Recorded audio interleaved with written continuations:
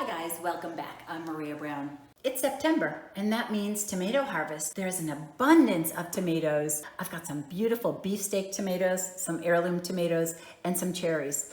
I'm always looking for things to do with the tomatoes because they're so delicious. Heirloom tomato bisque. Okay, come on, let's go get started.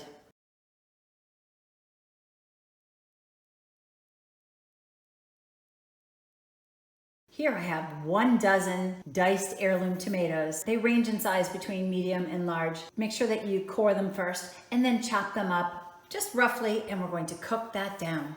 I'm going to start by generously coating the bottom of a pot with some olive oil, and then I'm going to throw in 2 large diced onions. I'm going to cook those until they're translucent. Here I'm generously coating the bottom of this pot with some olive oil, and I'm going to turn this on and heat it up over a medium heat until that oil heats up a little bit, and then I'm going to put the onions in. If you're not sure if it's hot, you're just going to splash a little water in it, and you hear that sizzle, that means it's hot. And cook that for a few minutes until it's translucent. You see how they're translucent? That's beautiful. I'm going to throw in some salt and pepper, maybe ½ teaspoon of each. Give that a stir, and then I'm going to put the garlic in and a generous pinch of red pepper. That's more than ½ teaspoon. That's closer to a teaspoon. Just put that right in there. That just needs to be cooked for a minute. In go the tomatoes. Make sure your heat is on at least a medium. The tomatoes are going to take a while to cook down. Cook it until it thickens. That could take 15 minutes. I'll set the timer and let you know. That took over 15 minutes to cook that down. Now look how nice and thick that is underneath, but these were quite watery. So now that this is cooked down quite a bit, I'm going to add the torn basil. Just put all that right in there. Bring out some of the flavor of that for a minute. Now I'm going to throw in some tomato paste. I'm just gonna give it a great big squirt. That's probably 2 tablespoons I put in there. I'm going to mix that all in. And now I'm going to add in chicken stock. I might just put in a couple of cups of stock because these tomatoes are still quite watery. And I'm going to let that cook for a couple of minutes. So I cooked that over a medium heat for another 5 minutes. Now this soup is really ready.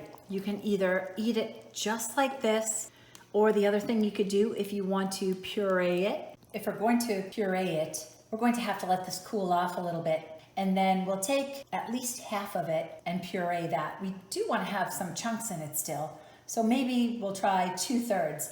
Now it doesn't have to be just a food processor. You could use your blender as well. I guess I'll go ahead and do it just so you can see what it looks like since I mentioned it. I transferred some of the soup into a bowl, and that's probably, well, it's more than a half. It's probably close to 2/3 that I put in the bowl, and the rest of it I want to leave chunky. So this I'm going to puree. It's cooled off for 5 minutes or so. Now I'm going to put it into the blender. I've decided to use my blender because it's not as messy as the food processor. But if you don't have a blender, use your food processor. That's perfectly fine. So I've only filled it up about a little bit more than halfway because it stirs and bubbles, and I don't want it to overflow. I'm going to put the lid on, and I'm going to turn this on. Just grind it until it's well blended.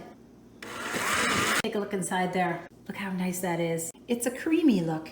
Now I'm just going to go and pour this right back into the pot, and I'm going to go and blend the rest of it.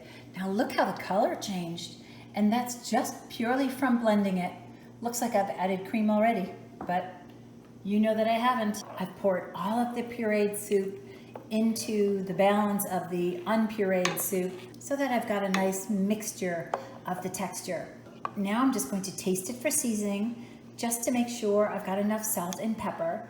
And then just as I serve it, I'm going to put a little bit of cream in the bowl, and I'll garnish it with a little more fresh basil. And that's all you do. It is steaming hot soup with a little dollop of heavy cream.